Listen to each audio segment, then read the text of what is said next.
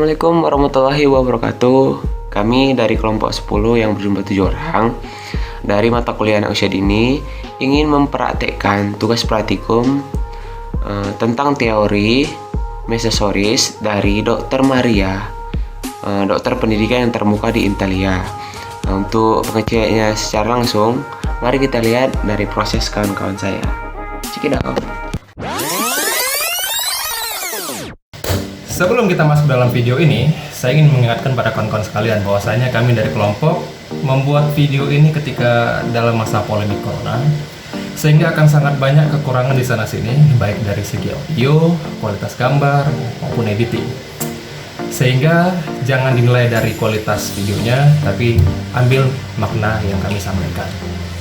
Pada kawan-kawan sekalian, saya persembahkan kelompok 10.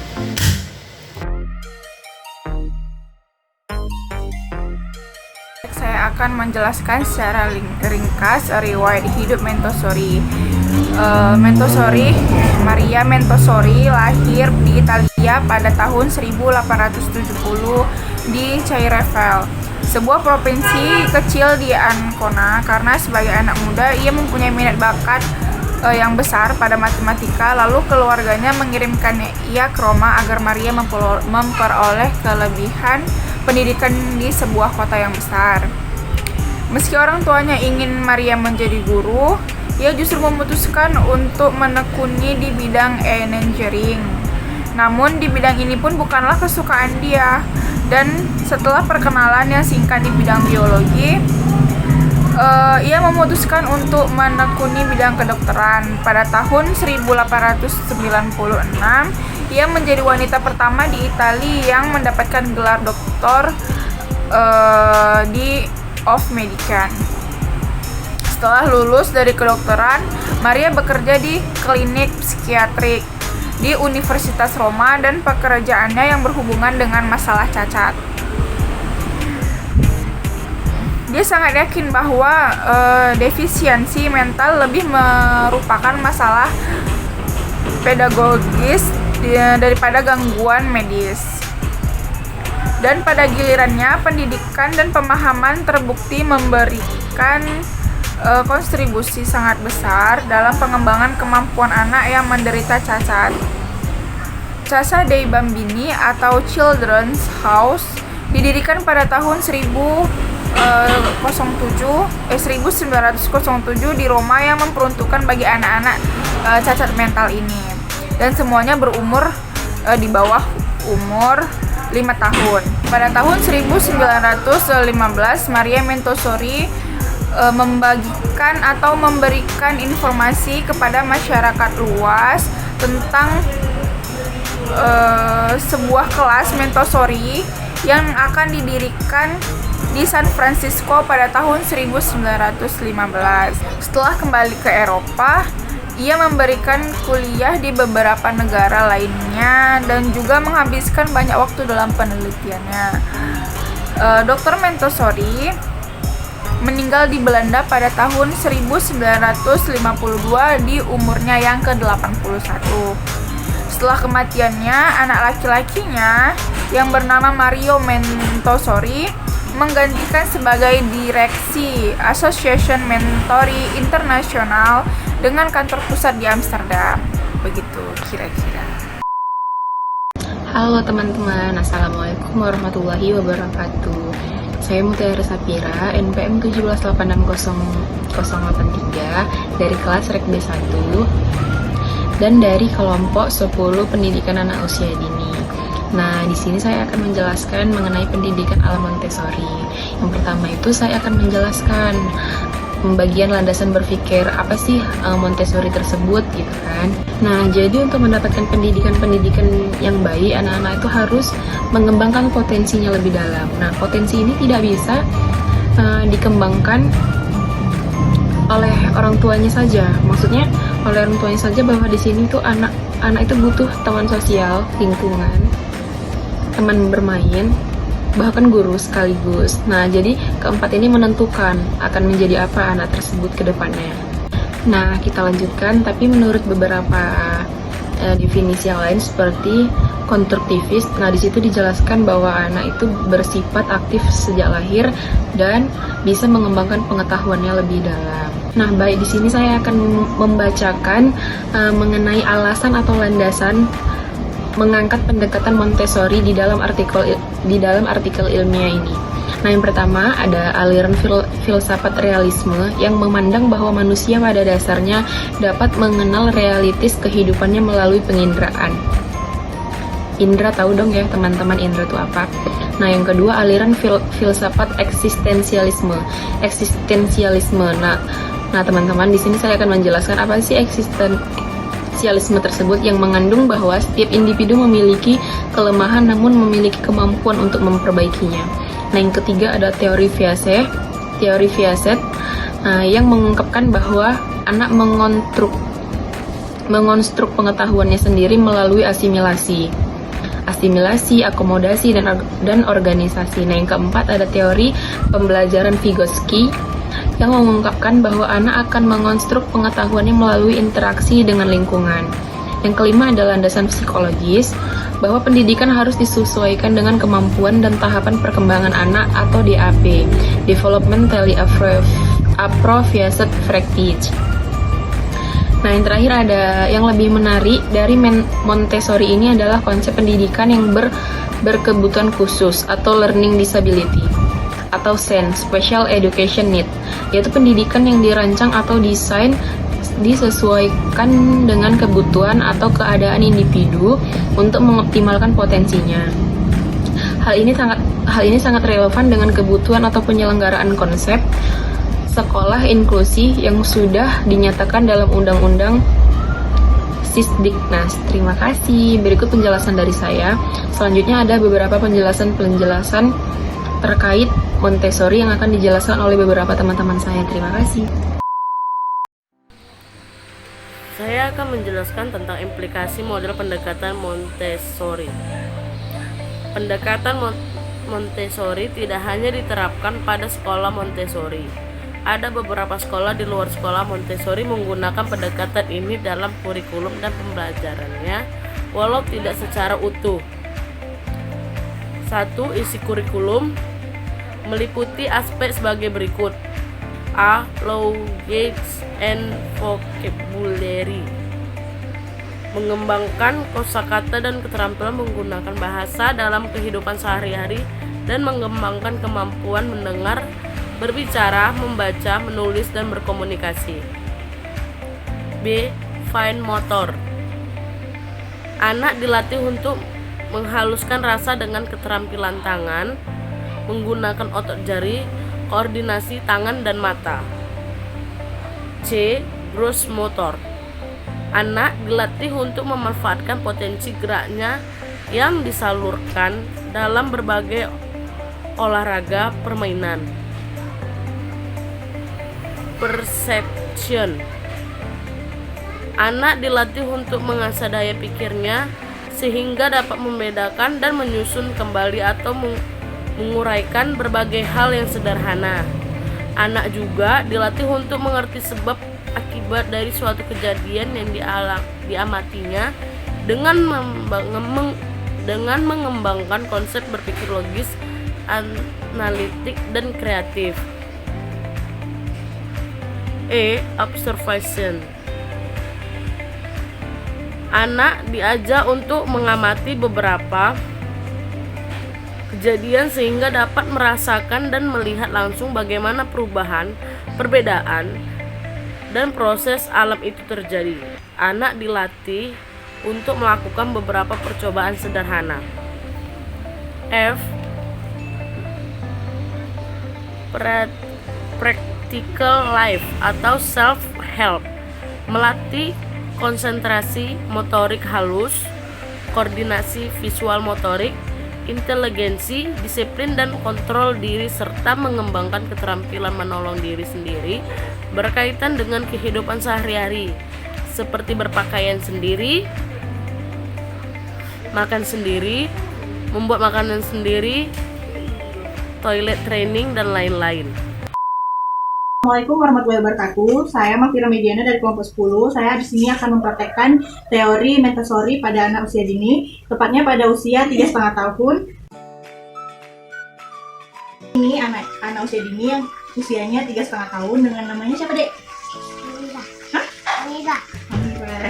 Nah, jadi di sini kita menggunakan sarana jagung. Ini jagungnya ntar si Ami pindahin ke wadah yang kosong dengan menggunakan sendok. Nah, jadi Ami pegang sendok nih. Nanti Ami pindahin jagung ini ke wadah yang kosong ini pakai sendok ya. Lagi.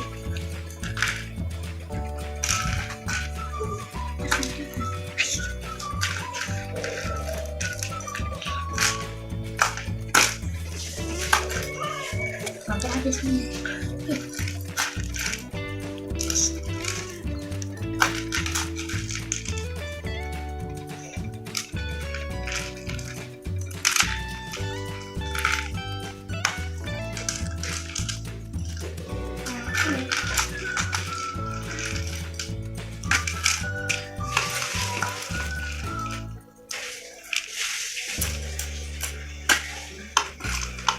Ngapain kakak kasih susu itu? Kasih susu kakak.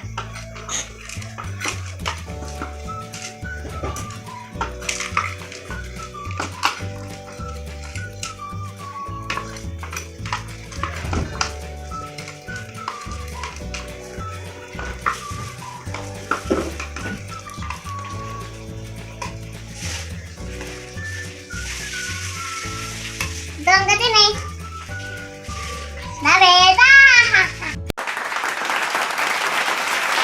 Selanjutnya di sini kita menggunakan media air, spons dan wadah yang kosong. Dan caranya itu nanti si Ami memindahkan air tersebut dengan menggunakan spons ke wadah yang kosong. Dan di sini airnya juga berwarna supaya menarik aja gitu. Dan ini fungsi dari media ini supaya melatih tangan anak tersebut, supaya melatih otot tangannya ketika ia nanti bisa menulis, belajar menulis.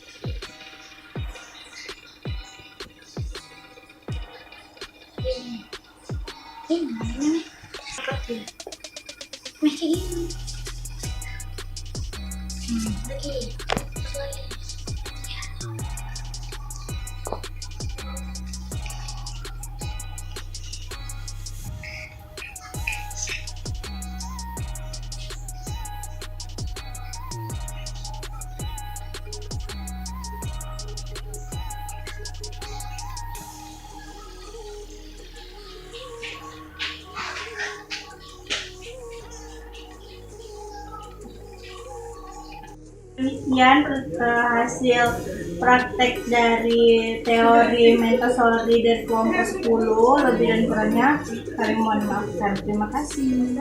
Assalamualaikum warahmatullahi wabarakatuh. Akan memberi kesimpulan tentang konsep dari Montessori.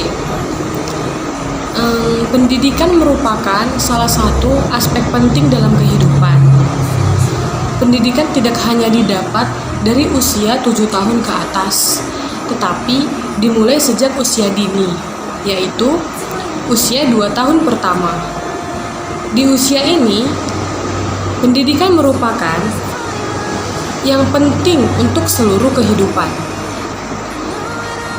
Pendidikan ini merupakan pembuka menuju level pendidikan berikutnya. Jika tidak diperoleh dengan baik, efeknya dapat berkepanjangan. Maka dari itu, anak harus diperlakukan sesuai dengan tahap-tahap perkembangannya. Hanya saja, dalam praktik pendidikan sehari-hari, tidak selalu demikian yang terjadi. Menyikapi perkembangan anak, terutama anak usia dini, perlu adanya suatu program pendidikan yang didesain sesuai dengan tingkat perkembangan anak. Nah, untuk itu Montessori membuat sebuah metode yang dikenal dengan metode Montessori. Metode ini dikenal dengan sistemnya. Sistemnya ini mampu menstimulus seorang anak menjadi pribadi yang lebih aktif, cerdas, dan bertanggung jawab dalam kehidupan sehari-hari.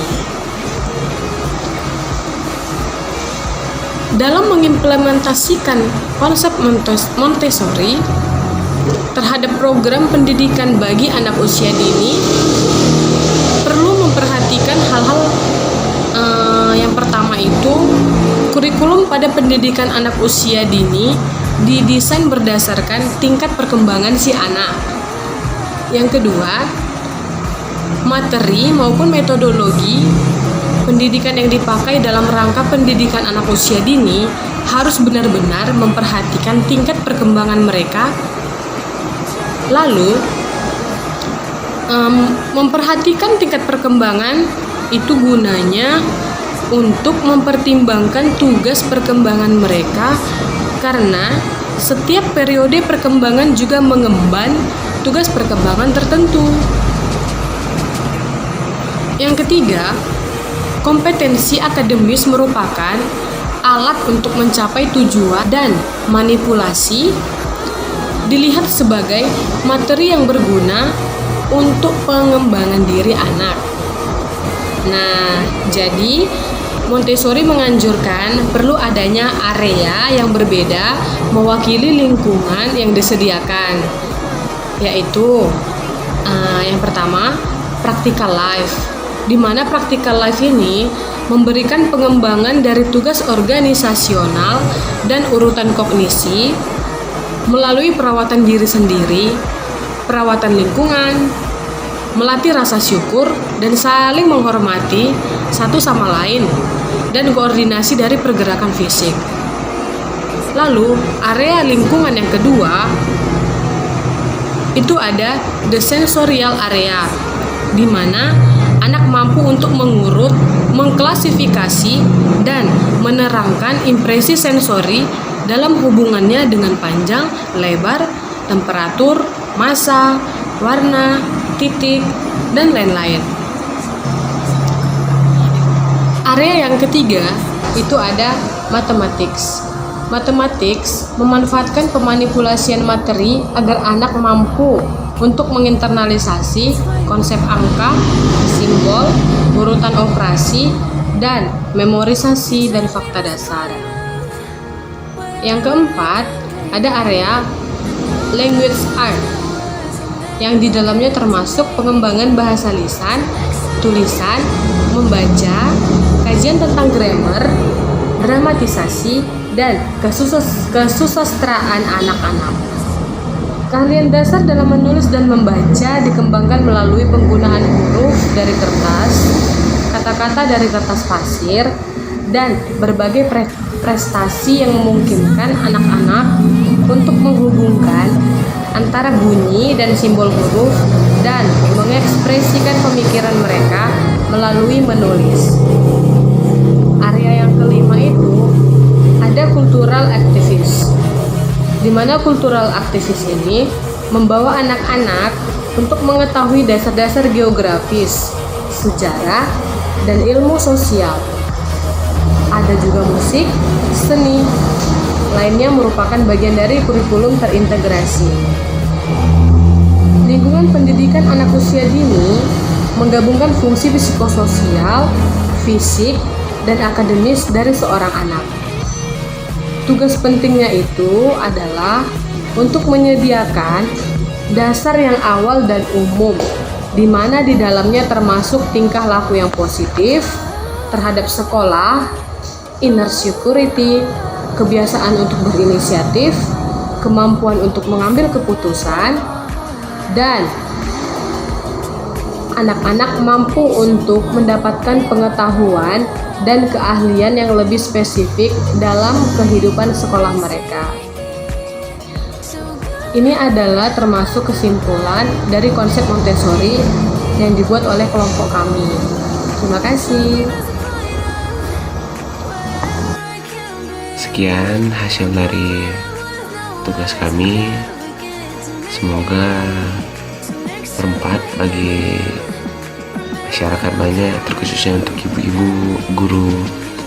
Bagaimana cara untuk menstimulus kerja otak anak dengan teori dari Dr. Maria yang aksesoris. Sekian dan terima kasih.